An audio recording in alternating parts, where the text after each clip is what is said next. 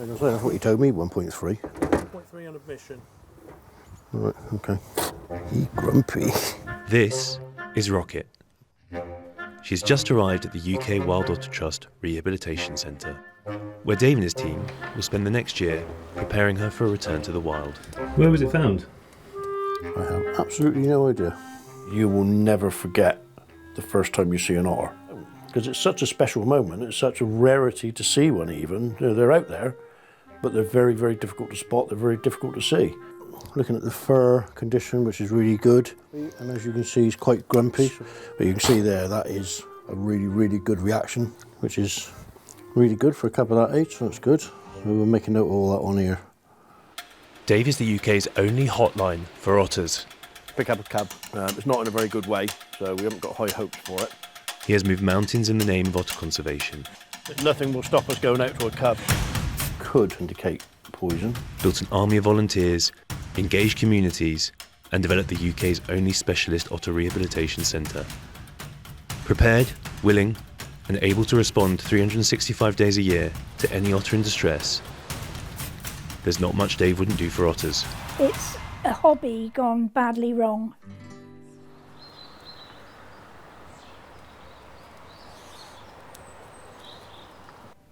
Tucked away in a valley in North Devon in rural England, the UK Wild Otter Trust has rehabilitated and returned to the wild over 200 otters since it began in 1998. The main challenge of raising otters is to preserve their wild nature, meaning human contact needs to be kept to the absolute bare minimum. Basically, we pair them together as often as we can, because in the wild, the chances are they would have had a sibling. They'll learn a lot quicker as well from each other. They'll learn a lot more about being an otter from another one than they will from me. The hardest to put as a pair are two females, because in the rehab, the females are always the most dominant. It's a bit like introducing your wife to your girlfriend. And it's a bit spiky to start with, but after a while they learn to like each other and just hate me, so which is perfect, because that's what happens here. It's a hobby gone badly wrong. Freckles. It just takes up so much time. If we get a poorly one and we lose it, he gets so upset. But then you need to be that way to care. Yeah, kid. Hello, bub. Hello, mate. Tolga is one of the few permanent residents of the rehab centre. Because he isn't afraid of humans, he's considered tame. When you end up with something like that, you have a perfectly healthy animal that you can't release because it's tame. So you've only got two options. You've either got to say, do we try and provide it with a reasonable size enclosure and the enrichment and the interaction that it needs? And if the answer is yes, then that's fine, that's what we've done. But if the answer is no, the only ethical thing to do is put it to sleep. And then I feel like a twat because I'm putting a perfectly healthy animal to sleep that's not his fault. Healthy otter populations mean healthy waterways. The otter is an apex predator, and its presence means a balanced food web. They keep invasive species like the signal crayfish in check, and the native populations healthy through natural selection.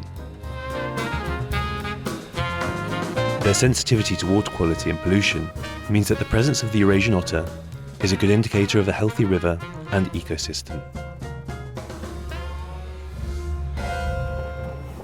Dave's work is not just a matter of love for preserving a species. It plays a vital role in the health of the UK's river systems. When I was at school, I used to be bullied a lot, and so consequently I decided it hurt too much, so I didn't go. So I used to skive off, and I spent a lot of time down by the river. And I saw this thing in the river, swimming up through, and I didn't really know what it was. When I got back home, I had a look in a book and realised it was an otter. And I thought, well, this is interesting. And ever since that, I just decided I wanted to try and learn a bit more about them. There's no such thing as an expert in otters. To be an expert, you've got to know everything there is to know about it, and it's impossible with otters. Dave checks and weighs the otters regularly to ensure that they're healthy and growing normally. So she's 3.8 kilos. When they come into us, they're around about a kilo on average, and when they leave us, roughly they're between 5 and 10 kilos each. That was a very hasty exit, Dave. So, do you still think they're cute? I suspect not. Are you there, Dave? I think Freckles is waiting for his supper.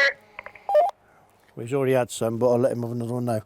Come on, Freckles. Not only does Kath keep a careful watch over Dave and the otters from the control room, she also plays a pivotal role in the rehab programme.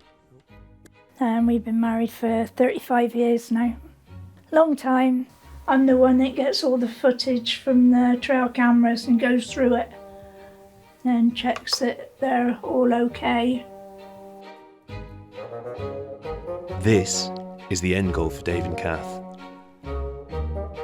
Spring brings the release of the matured otters, but not of the responsibility.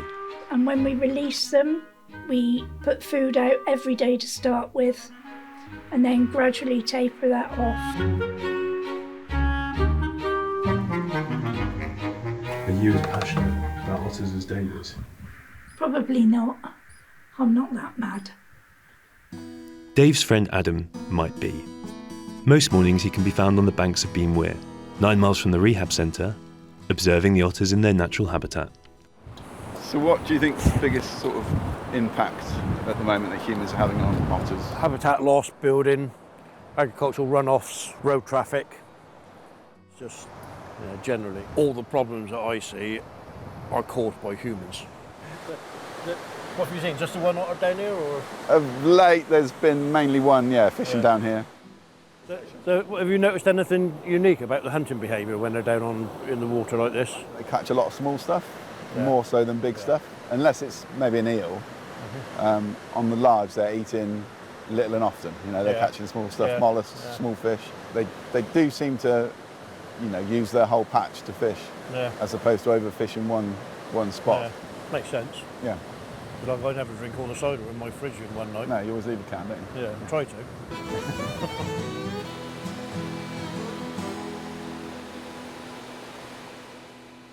The long-established adversaries of the otter are the angler and fishery owner, who believe that given half a chance, an otter would void a river of fish. And for that reason, a large part of Dave's work involves building relationships with these groups to help them mitigate the otter threat. We've got carp over 20 pounds in here. Yeah. You're £1,000 of fish into them sort of thing. So if we did have an otter in here, taking them out, absolutely, financially we'd be in a hell of a trouble. Yeah, So. it's nice to come and actually see after you've got the fence out, because it's always better to be proactive rather than reactive. True. And it's great that you've never ever had an issue with otter predation in this fishery, and hopefully now you've got that fence up, you never will. As well as removing problematic otters, Dave advises fisheries on how to construct otter-proof fences. Not actually been in here and seen it since you've done it. I go to so many places and I pick fault with the fence. And actually, this is one of the better I've seen. Oh, well done, I'll take that, mate. Well, don't say well done to me. You're Well, the one you that gave me the you're plans. You're the one that put it up. Yeah, it nearly killed me, I've got to be honest. Yeah, But, I can imagine, yeah. At least you can sleep at night, though. Dave's not only an expert at keeping otters out, but being the first organisation to be granted a humane trapping licence for this heavily protected species. He's quite good at catching rogue ones too. So this is an otter trap, and the treadle plate you'll see is at one end, and the reason it's at that end and that far away is because of the length of the otter nose to tail. But obviously when it's going in, we don't want the tail to get caught, because the tail is quite a fundamental part in what they do and how they use it. But when it does drop, it doesn't catch them, as in the tail. That was the first one I had. The International Fund for Animal Welfare. We were nominated for that by anglers for the work that we did with the angling fraternity when we got the trapping licence. So that was quite nice. Rehabilitation Organisation 2024. Are you proud of him, Kath? No, she bollocks. And then Points of Light from the Prime Minister when it was the Conservatives. Where's your MBE? I don't want any of that shit. Dave makes things happen. Around 85% of otter deaths are caused by cars. When the council couldn't help with signs, Dave made his own, and with permission from a local pub, erected them next to a dangerous stretch of road for otters. You have many comments about the signs? To be fair, we had someone ring up saying what time did the otters cross the road. Yeah, sounds about right. Yeah. So what's your thoughts on having me sticking these signs up on your land? To be fair, I think it's a good idea because it shows awareness of the countryside because people forget that we're not the ones that live here. Yeah. So it's nice to remind people that we need to share the land with other animals, really. Yeah, good. Most rewarding thing? Being able to work with the animals. We're the lucky ones. And particularly the release, once we've gone through the process of the rehab, and we take them to the release site and we open that door and they clear off. That's the ultimate for us, and that's why we do it. Dave is the only hotline for otters in distress. He fields around 700 calls a year. Yesterday evening, he received a call that a young cub had been found and taken into a member of the public's home. Where are we going? Yeah. Pick up a cub. It's been at household overnight. It's not in a very good way, so we haven't got high hopes for it. Got the gun in there? Yeah. Just in case. Have to cover every eventualities. Yeah, very, very quiet and subdued, but doesn't seem to react to any pain if I touch limbs or back or neck. Yeah, fingers crossed for tonight. Everything is about time. Time is of the essence. And once we get that cub in, we always say that there's a 48-hour period where it's what we call the critical period. And if we're going to lose one, it will be within 48 hours of what we found. You don't necessarily know if an otter is suffering. It doesn't show, and when it does, it's always too late. And is there a reason why you didn't go last night? Sometimes it's better just to leave the cub to settle overnight because it's already been in a stressful situation, which is why it's been picked up. And to go down and just put it through, potentially an hour, hour and a half of travelling won't actually do it any favours, so it's better just to leave it and just let it settle and rest.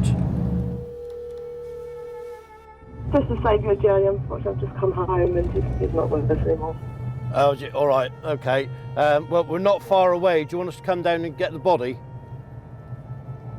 If you want to, yeah, if it's that close. Yeah, all right. Yeah, all right. Yeah, we'll come on down, finish the journey, and pick her up and get rid of her for you. Oh, bless you, thank you. All right, no worries. Cheers. All right, Bye. thank you, bye. Bye. Fucking knew that was going to happen. Knew it.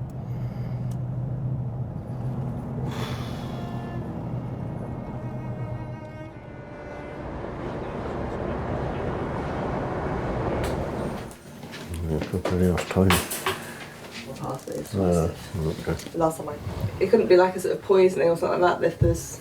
That black tarry spraying could indicate poison of some sort. We've had them before. Really? Nothing broken in her spine's not broken until that, so it's not been hit by a car. All right, cheers. Thanks a lot. Ta-da.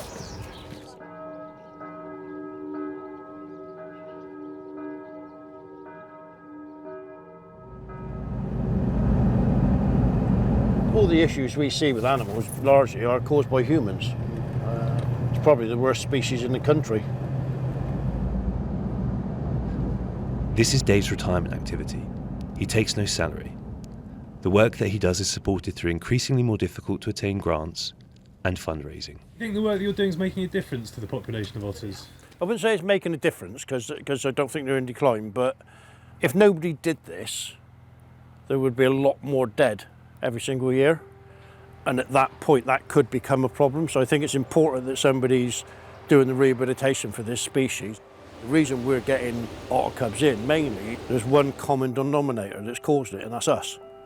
It's just right that people try and do something like this to put something back into the nature and into conservation to hopefully try and right the wrongs that we've caused. And that's why they come into us, mainly. I never imagined I'd ever be heading up the leading otter cub rehabilitation centre in the world, and pinch, because it don't happen to things like me. I'm an ordinary bloke that just enjoys doing what we do.